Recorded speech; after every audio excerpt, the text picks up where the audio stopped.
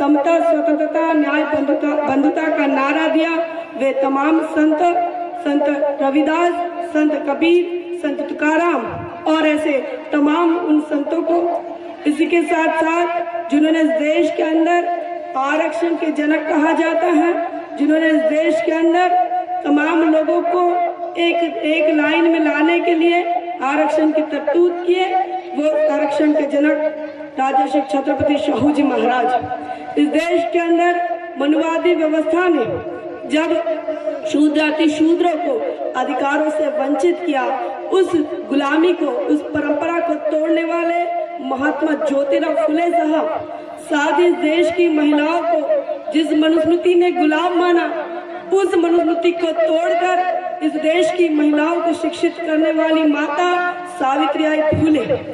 इन तमाम संतों, गुरु, महापुरुषों को अपना आदर्श मानकर इस देश के अंदर भारत का संविधान निर्माण करने वाले, तमाम मानवता को स्थापित करने वाले डॉक्टर बाबा साहब अम्बेडकर, इन तमाम 108 महापुरुषों के संघर्ष को संपूर्ण देश और दुनिया में पहुंचाने वाले मानवर कांशीराम साहब, तमाम संतों, गुरु, महापुरुषों का अभिवादन करते हुए आज के इस मौके पर जहां पर आप तमाम लोग एकत्रित हैं, तो आदरणीय भंते जी के आदेशानुसार, उनके दिशा निर्देश के अनुसार मैं आज आपसे रूबरू हो रही हूँ। साथियों, आज हम 66वें धम्मचक्र महोत्सव को पार कर चुके हैं और जब जब हमारे महोत्सव पार होते हैं, जब जब हमारे साल बीतते हैं, वैसे वैसे हम मैच्योर होते हैं। 66 साल की धम्म क्रांति में हम मैच्योर हो रहे हैं और इस 66 सालों में हमें 65 सालों में हमने क्या किया, उसका समीक्षा हमको करना चाहिए। आज का ये मौका कठिन चिवरदान का है, लेकिन इसके बावजूद भी मैं आपको दूसरे विषय पर लेकर जा रही हूँ। हमें समीक्षा करना चाहिए कि 65 साल में जो धम्म क्रांतियाँ हुई और अभी जो 66वीं धम्म क्रांति मना रहे हैं, इसमें आज हम कहाँ हैं। साथियों, इस देश के अंदर अलग अलग विचारधारा रही है, अलग अलग विचारधारा रही है और बाबा साहब अपने क्रांति और प्रतिक्रांति में कहते हैं, दो विचारधाराओं का हमेशा संघर्ष चला है। एक जो असमानता को मानती है उस विचारधारा का, एक जो समानता को मानती है उस विचारधारा का। जो समानता को मानती है वो विचारधारा इस देश के अंदर भाईचारा निर्माण करना चाहती है, मैत्री निर्माण करना चाहती है, और दूसरी जो विचारधारा है जो असमानता को मानती है, उसका काम है इस देश के अंदर जाति के आधार पर आपके हक अधिकारों को आपसे वंचित करना। ये दो विचारधाराओं का, इन दोनों विचारधाराओं का लगातार संघर्ष चलता रहा, सदियों से चलता रहा है। आपको लग रहा होगा कि अभी फिलहाल में ऐसा कोई संघर्ष नहीं चल रहा है, तो मैं आपको बता दूं कि ये संघर्ष आज भी चल रहा है। एक पत्रकार होने के नाते मैं आपसे रूबरू हो रही हूँ और हम लगातार संपूर्ण देश के अंदर जहाँ जहाँ पर भी बहुजन समाज के लोग अपने आप में क्रांति के रूप में काम कर रहे हैं, उन क्षेत्रों में जाने का हमको मौका मिल रहा है, अवसर मिल रहा है। साथियों, ये धर्म की आज़ादी इस देश का संविधान हमें देती है। कौन से धर्म का लालन पालन करना है, कौन से कल्चर को फॉलो करना है, कैसे फॉलो करना है, वो तमाम आज़ादी हमें भारत का संविधान देता है। लेकिन आज देश के अंदर आपका धर्मांतरण का जो प्रोसीजर है, जो विधि है, उस विधि पर लेकर आज सवाल खड़े हो रहे हैं। लोग कह रहे हैं कि अगर आप 22 प्रतिज्ञाओं को कहते हैं तो हमें हर्ट होता है, हमें तकलीफ होती है जब आप 22 प्रतिज्ञाओं को कहते हैं। 22 प्रतिज्ञा में आप कहते हैं कि मैं हिंदू देवताओं को नहीं मानूंगा या नहीं मानूंगी, उसकी उपासना नहीं करूंगी। ये आपका पर्सनल व्यू है, ये वैयक्तिक व्यू है। ये देश का संविधान हमें आज़ादी देता है कि हम किसे माने, किसे नहीं माने, किस कल्चर को फॉलो करें। लेकिन आज ऐसा हो गया है कि आर्टिकल 19 के तहत आपको जो आज़ादी दी जाती है बोलने की, आपको जो आज़ादी दी जाती है सोच कर बोलने की, आप क्या सोच रहे हैं, आप क्या बताएंगे, वो तमाम आज़ादी पर लगाम लगाने की बात हो रही है। ये इसलिए हो रही है, डॉक्टर बाबा साहब अम्बेडकर इन्होंने भारत का संविधान दिया और इस संविधान में लोकतंत्र दिया।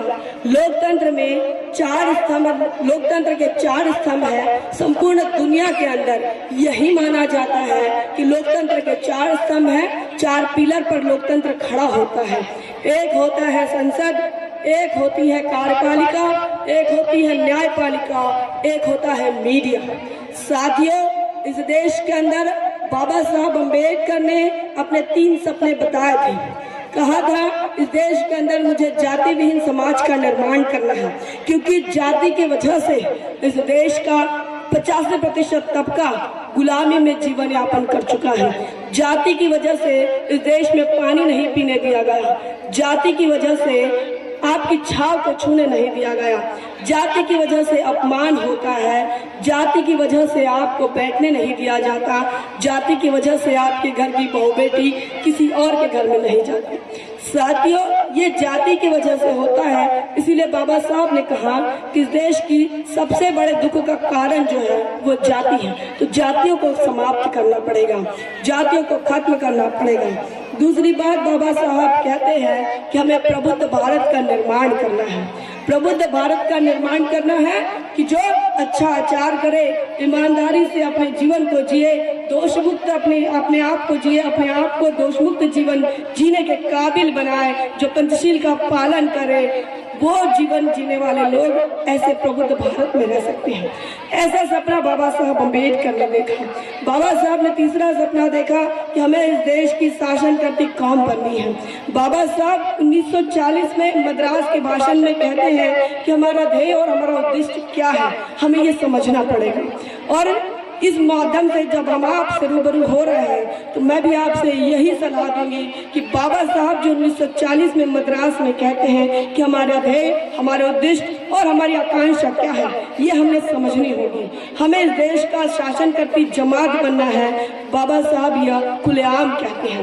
बाबा साहब अपने न्यूज़पेपर जब निकालते हैं, जनता मूकनायक प्रबुद्ध भारत, तो एक और न्यूज़पेपर निकालते हैं, आम्ही या देशाची शासन करती जमात बनना। शासन करती जमात बननार नाम का पेपर भी निकालते हैं। इसका मतलब बाबा साहब के सपने को साकार करना इतना आसान नहीं है।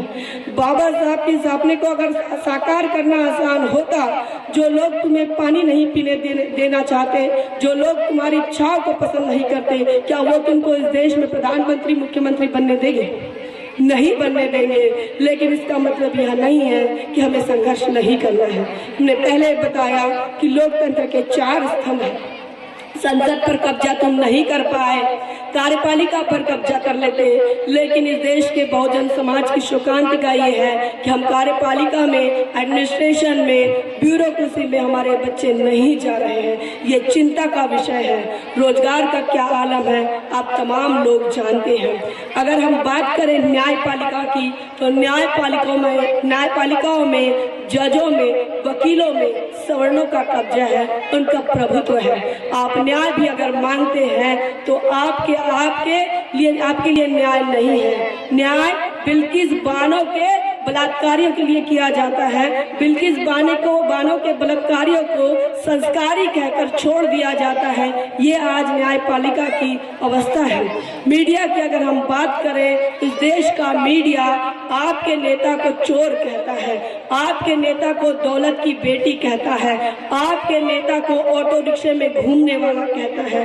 आपके नेता को बदनाम करने का काम इस देश की मीडिया कर रहा है। साथियों, इस देश के अंदर आप जिस लोकतंत्र पर भरोसा रखते हैं, उस लोकतंत्र के पिलर पर आपने कब्जा नहीं किया। तो ऐसे में आज इस मौके पर 66वें धम्म चक्र प्रवर्तन दिवस के मौके पर और इस धम्म क्रांति के मौके पर और ये कठिन चिवरदान के मौके पर आदरणीय ज्ञान ज्योति भंते जी ने मुझे मौका दिया। तो ऐसे में चलते चलते मैं यही बात कहूंगी कि 66वें के आगे जब हम अब कूच करने वाले हैं, तो जो 4 पिलर हैं जिस बाबा साहब के लोकतंत्र को बचा सकते हैं, बाबा साहब के संविधान को बचा सकते हैं, तो ऐसे पिलरों पर कब्जा करना हमारी पहली जिम्मेदारी हो जाती है। आने वाले समय में आप संसद पर कब्जा करेंगे, आप कार्यपालिका पर कब्जा करेंगे, आप न्यायपालिका पर कब्जा करेंगे, बहुजन समाज के मीडिया हाउस तैयार करेंगे, ऐसी अपेक्षा जताती हूँ, यही आशा उम्मीद करती हूँ। अपनी बात को विराम देती हूँ। जय भीम, जय भारत। बहुजन विचारधारा को घर घर तक पहुंचाने के लिए हमारे YouTube चैनल को सब्सक्राइब करें, लाइक करें, कमेंट करें, शेयर करें और बेल आइकन की घंटी दबाना ना भूलें।